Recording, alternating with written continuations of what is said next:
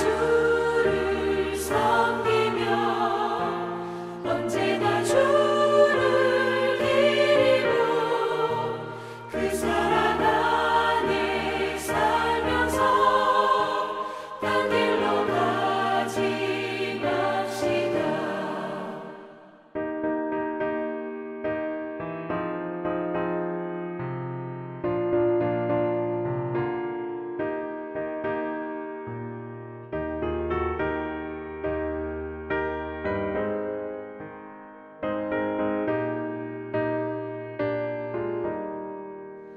이 세상 친구 없어도 예수는 나의 친구니 불의한 일을 버리고 예수를 위해 삽시다. 날마다 주를 섬기며 언제나 주를 기리고 그 사랑 안에 살면서 딴 길로 가지 맙시다. 주께서 심판하실 때 잘했다 칭찬하리니 이러한 상급 받도록 예수를 위해 삽시다. 날마다 주를 섬기며 언제나 주를 기리고 그 사랑 안에 살면서 딴 길로 가지 맙시다.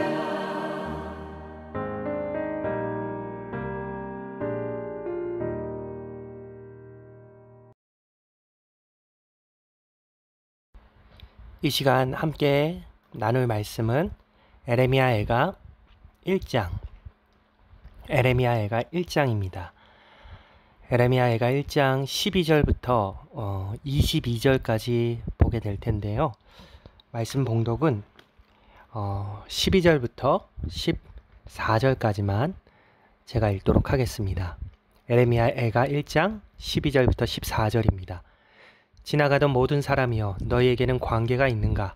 나의 고통과 같은 고통이 있는가 볼지어다. 여호와께서 그의 진노하신 날에 나를 괴롭게 하신 것이로다. 높은 곳에서 나의 골수에 불을 보내어 이기게 하시고 내 발 앞에 그물을 치사 나로 물러가게 하셨으며 종일토록 나를 피곤하게 하여 황폐하게 하셨도다.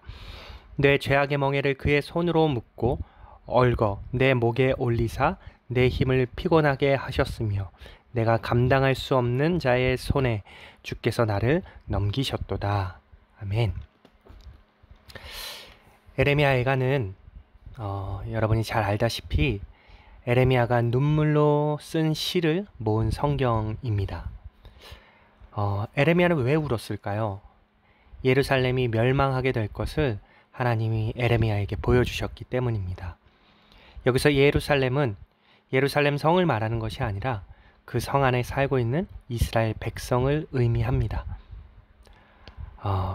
예레미야는 이스라엘 백성의 비참함과 그로 인한 슬픔과 절망을 예루살렘으로 묘사해서 표현하고 있는 것입니다. 또한 예루살렘을 딸 시온이라는 여성으로 묘사하기도 합니다. 여성의 슬픔을 드러냄으로써 예루살렘 곧 이스라엘 백성의 고통을 잘 보여주고 있습니다.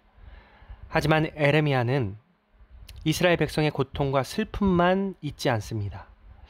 슬픔 속에서도 참된 위로를 소망하는 내용이 에레미야 애가에 나옵니다.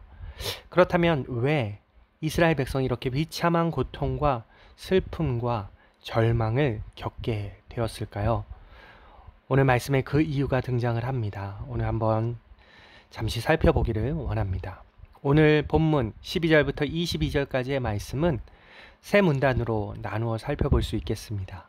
첫 번째 12절부터 15절의 말씀은 예루살렘의 비극적인 상황을 묘사하고 그 고통의 심각성을 강조하고 있습니다. 여기서 나라는 것은 나는 예레미야가 아니라 예루살렘 자기 자신에게 말하고 있다는 것을 참고해 주시기 바랍니다.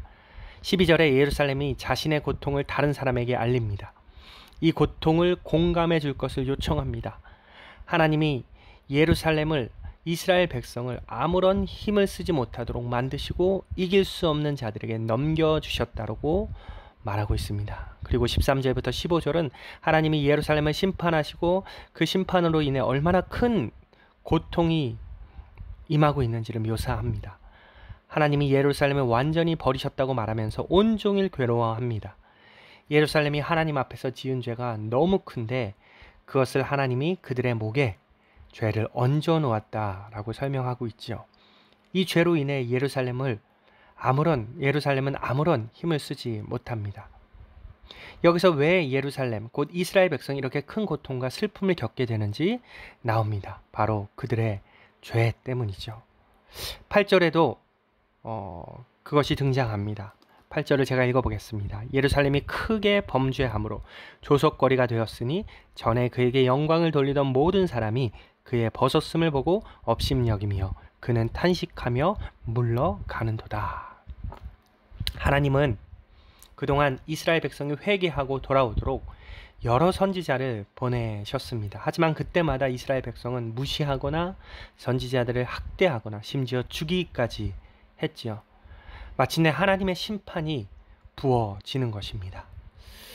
오늘 본문의 두 번째 문단은 16절부터 18절까지로 볼 수 있습니다. 예루살렘은 자신의 비참한 상황을 슬퍼하며 하나님께 죄를 회개합니다. 예루살렘은 슬퍼서 웁니다. 자신을 구원하고 위로할 하나님이 멀리 떨어져 있기 때문이지요. 예루살렘의 자식들도 비참하게 되었습니다. 원수들이 예루살렘을 이겼기 때문입니다. 여기서 원수들은 이스라엘을 정복한 이방 나라들을 말합니다. 하나님은 예루살렘에게 이방 나라들을 보내셔서 그들에게 수치를 안겨주셨습니다. 예루살렘은 더러운 성으로 추락하게 된 것이죠. 하나님은 정의롭고 의로운 분이시지만 예루살렘이 하나님의 명령을 거역했습니다. 이스라엘의 젊은이들이 모두 포로로 끌려가게 된 것입니다.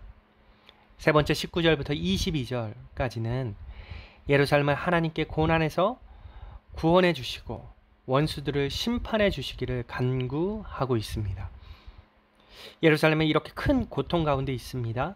이스라엘의 지도자들이 백성의 생명을 살리려 양식을 구하며 다니다가 성 안에서 죽게 될 것이라고 울부짖습니다. 예루살렘은 하나님 앞에서 자신의 반역을 인정합니다. 20절을 보면 여호와여 보시옵소서, 내가 환난을 당하여 나의 애를 다 태우고 나의 마음이 상하오니 나의 반역이 심히 크미니이다. 밖에서는 칼이 내 아들을 빼앗아가고 집 안에서는 죽음 같은 것이 있나이다.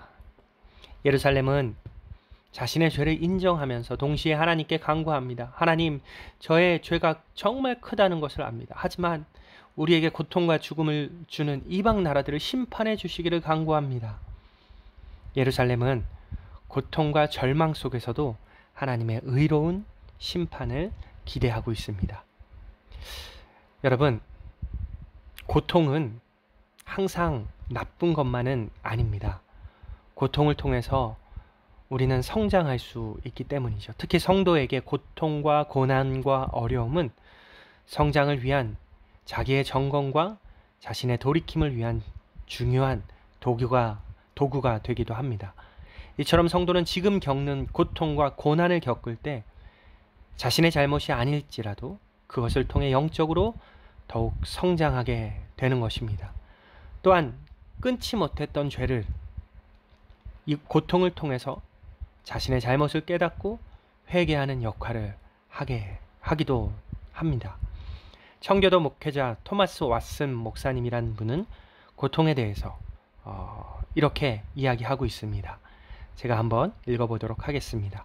하나님은 때로는 범죄한 신자들을 가혹하리만치 긴 시간 동안 어두운 고통의 터널을 지나가게 하신다는 사실은 하나님의 용서를 경험적으로 이해한 모든 신자들이 동의하는 바이다. 그러나 죄인을 혼자 버려두신 것과 같은 긴 고통의 시간들은 단지 죄를 범한 신자들에게 자신의 엄격하심을 보이시는 것이라기보다는 이 과정을 통해서 죄인들로 하여금 하나님을 버리고 죄를 택한 결과가 어떠한지를 알게 하시고 결국은 하나님의 은혜를 떠난 그들을 총체적으로 고치셔서 하나님 앞에 다시 세우시기 위함이다. 여러분, 우리도 우리의 잘못이든 그렇지 않든 고통과 절망이 올 때에 다른 사람을 탓하고 다른 사람에게 손가락질 하기보다는 먼저 나 자신을 돌아보기를 원합니다. 동시에 자비로우신 하나님의 은혜를 간구할 수 있기를 원합니다. 그때 하나님은 우리를 이미 그리스도 안에서 용서하셨기에 다시 죽게 나오는 자를 회복시켜 주실 것입니다. 그리고 고통이라는 터널을 통해서 오히려 성장하게 하시고 그 가운데 배우게 하시고 하나님과 더욱 친밀함을 가질 수 있는 시간으로 삼으실 것입니다. 여러분, 이번 한 주 추석 주간 우리가 기쁨 가운데 살아갈 때 혹시나 우리 삶 가운데 어려움과 고통이 찾아온다면 오히려 나의 자신을 돌아보고 나의 삶을 돌아보고 하나님의 은혜를 소망하며 기도하며 기다리실 수 있는 그러한 시간 될 수 있기를 주님의 이름으로 축복하고 소망합니다. 기도하겠습니다. 하나님, 감사합니다. 이스라엘 백성들이 고통 가운데 부르짖는 모습을 에레미야의 애가를 통해서 보게 됩니다. 하나님, 동일하게 저희도 삶 가운데 고통이 임하고 고난이 임하고 힘듦이 임하는 것을 고백합니다. 하나님, 그러나 그것이 하나님을 더 만날 수 있는, 하나님을 찾을 수 있는 그러한 시간, 그러한 기회로 삼게 하시고 오히려 고통을 통해서 성장하는 성숙을 이루는 우리 성숙한 그리스도인들이 될 수 있도록 주님 함께하여 주시옵소서. 이번 주간 추석 주간을 지나게 됩니다. 하나님, 만나는 사람들, 반가운 이웃들, 친척들 함께할 때에 그리스도의 향기가 되게 하여 주시고 그리스도의 편지가 되게 하여 주셔서 선한 믿는 자로서의 영향력이 나를 통하여 흘러가기를 간절히 기도합니다. 감사를 드리며 예수님의 이름으로 기도했습니다. 아멘. 여러분 각자 귀한 기도의 시간 가지시고 오늘 추석 귀한 하루 보내시기 바랍니다. 기도하시겠습니다.